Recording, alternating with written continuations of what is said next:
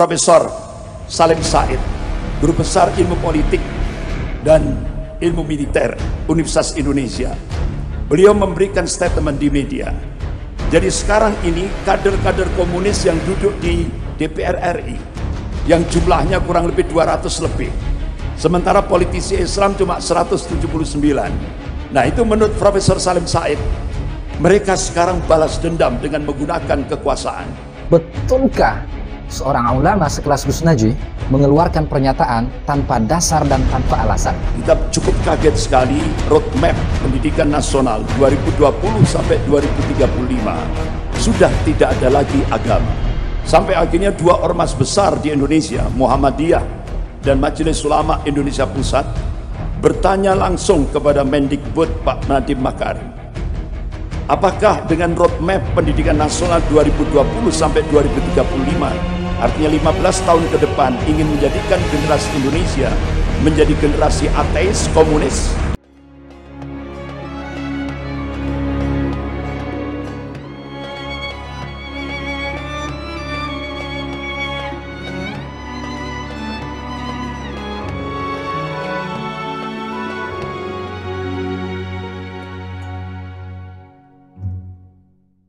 Assalamualaikum warahmatullahi wabarakatuh.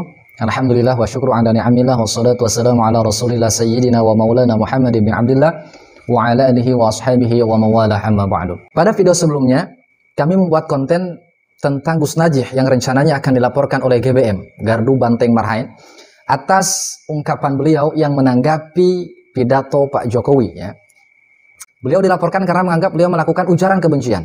Karena beliau katanya berbicara tanpa fakta, data, dan tanpa alasan. Kemudian dalam video itu banyak komentar di bawah, artinya banyak yang menghujat beliau. Nah, pertanyaannya, betulkah seorang ulama sekelas Gus Najih mengeluarkan pernyataan tanpa dasar dan tanpa alasan? Saya kira tidak ya. Itu sebabnya kami senantiasa mengajak kepada seluruh sahabat Azkiyah untuk berhusnuzon kepada para ulama. Nah, mari kita analisis. Betulkah Gus Najih tidak mempunyai alasan atau dasar ketika mengungkapkan pernyataan tersebut, bahwa ungkapan Pak Jokowi itu menunjukkan pribadi Jokowi yang bau-bau PKI? Pertama, kita pernah dihebohkan dengan adanya isu bahwa pemerintahan Pak Jokowi akan meminta maaf ke PKI. Karena PKI dianggap bukanlah pelaku kejahatan, tapi korban daripada kejahatan. Banyak yang bereaksi. Alhamdulillah itu tidak jadi ya. Yang kedua, disusul lagi oleh pernyataan Ketua BPIP, Badan Pembinaan Ideologi Pancasila, Profesor Dr. Yudian Wahyudi. Beliau mengatakan bahwa musuh terbesar Pancasila itu adalah agama. Sedangkan kita tahu, kelompok yang sering membentur-benturkan Pancasila dengan agama, kelompok yang tidak senang dengan agama, kelompok yang ingin menghapuskan agama, itu adalah komunis. Nah, dari dua alasan ini sudah sangat jelas ya, kenapa Gus Najih berani menyampaikan statement seperti itu. Dan ini bisa kita lacak ya, jejak digitalnya ini masih banyak di media tersebar. Mungkin akan ada yang menjawab, itu kan dulu, kenapa diungkit-ungkit lagi? Oke, tahun 2021 kita digemparkan lagi dengan adanya roadmap pendidikan Indonesia atau peta jalan pendidikan Indonesia 2020-2035 yang menghilangkan frasa agama. Nah, kita bacakan ya. Visi pendidikan Indonesia 2035, membangun rakyat Indonesia untuk menjadi pembelajar seumur hidup yang unggul, terus berkembang, sejahtera, dan berakhlak mulia dengan menumbuhkan nilai-nilai budaya Indonesia dan Pancasila. Hilang kata-kata agama di situ. Padahal sekali lagi, agama merupakan pilar daripada Pancasila, dan kelompok yang sering membenturkan agama, yang alergi dengan kata-kata agama, itu hanyalah komunis. Dan jelas banyak mengundang kontroversi. Walaupun hal ini sudah dibantah oleh Kemendikbud ya, oleh Pak Nadiem Makarim.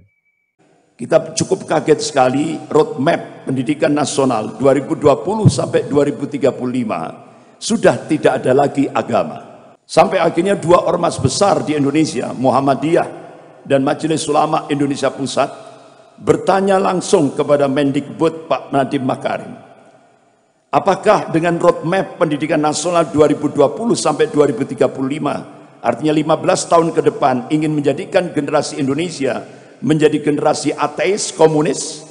Tidak ada jawaban.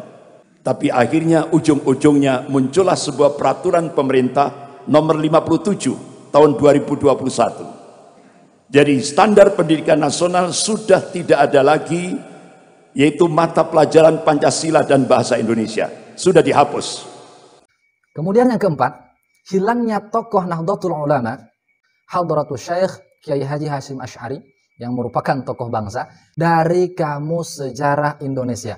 Dan yang dimasukkan ke dalam Kamus Sejarah Indonesia malah tokoh PKI, yaitu D.N. Aidit diantaranya.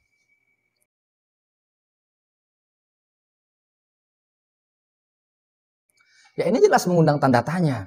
Sedangkan kita tahu bahwa Haji Hasyim Asy'ari merupakan tokoh bangsa, merupakan pahlawan nasional yang berjuang di dalam memerdekakan Indonesia. Kenapa hilang? Lagi-lagi pemerintah mengundang kontroversi. Bahkan Dirjen Kemendikbud mengeluarkan Kamus Sejarah Indonesia. Jadi sekarang Kamus Sejarah Indonesia tidak ada lagi tokoh-tokoh Islam seperti Muhammad Natsir, pencetus NKRI, itu sudah tidak ada lagi. Hadratus Syekh Hasyim Asy'ari sudah tidak ada lagi. Kiai Haji Wahid Hasyim dari Nahdlatul Ulama sudah tidak ada lagi. Kiai Haji Mudzakkir dari Muhammadiyah tidak ada lagi. Kiai Haji Agus Salim dari Serikat Islam sudah dihapus. Bahkan Buya Hamka sudah tidak ada lagi. Jadi yang dimunculkan Kamus Sejarah baru di Indonesia, yang dimunculkan oleh Dirjen Kemendikbud, ini justru D.N. Aidit, tokoh-tokoh PKI. Nah, mungkin ada yang membantah ya, itu kan bukan Pak Jokowi, itu kan menterinya. Betul, itu adalah menterinya. Tapi bukankah pemimpin tertinggi di Republik ini adalah seorang presiden? Jelas seorang presiden bertanggung jawab atas apa yang dilakukan oleh para menterinya. Dan juga mau tidak mau, Pak Presiden menjadi objek kritikan masyarakat karena beliaulah pemimpin tertinggi di Republik ini. Sahabat Azkia yang dirahmati oleh Allah Subhanahu wa Ta'ala, kami sampaikan ini supaya jangan ada yang menghujat beliau. Adapun kita tidak setuju dengan pendapat politik beliau, ya biarkan saja. Cukup kita tidak setuju, tak usahlah kita menghujat, mencaci, memaki, dan seterusnya. Bijaklah dalam berkomentar, karena apa yang kita ucapkan akan dimintai pertanggungjawaban oleh Allah Subhanahu wa Ta'ala. Dan kita doakan semoga guru-guru kita semua, Gus Najih Maimun Zubair, dan seluruh ulama-ulama kita yang istiqomah di jalan Allah Subhanahu wa Ta'ala, berikan kesehatan, kemudahan, dan senantiasa ada di dalam ridho Allah Subhanahu wa Ta'ala. Semoga bermanfaat. Assalamualaikum warahmatullahi wabarakatuh. Bahkan Profesor Nazaruddin Samsudin, Guru Besar Ilmu Politik Universitas Indonesia, tidak menutup kemungkinan Indonesia akan jadi Singapura kedua kalau umat Islam tidak bangkit. Bahkan mantan Ketua Penasihat KPK, yaitu Bapak Dr. Abdullah Ehamahua, beliau menyampaikan, minta kepada ormas-ormas Islam di Indonesia untuk siaga satu. Siaga satu. Kenapa kok siaga satu? Tinggal tunggu giliran untuk dihabisi. Pertama HTI sudah, kedua FPI, nah sekarang targetnya Muhammadiyah, habis itu Majelis Ulama. Bahkan di DPR RI penghapusan, artinya pembubaran Majelis Ulama sangat masif sekali, terutama kader-kader komunis yang ada di DPR RI.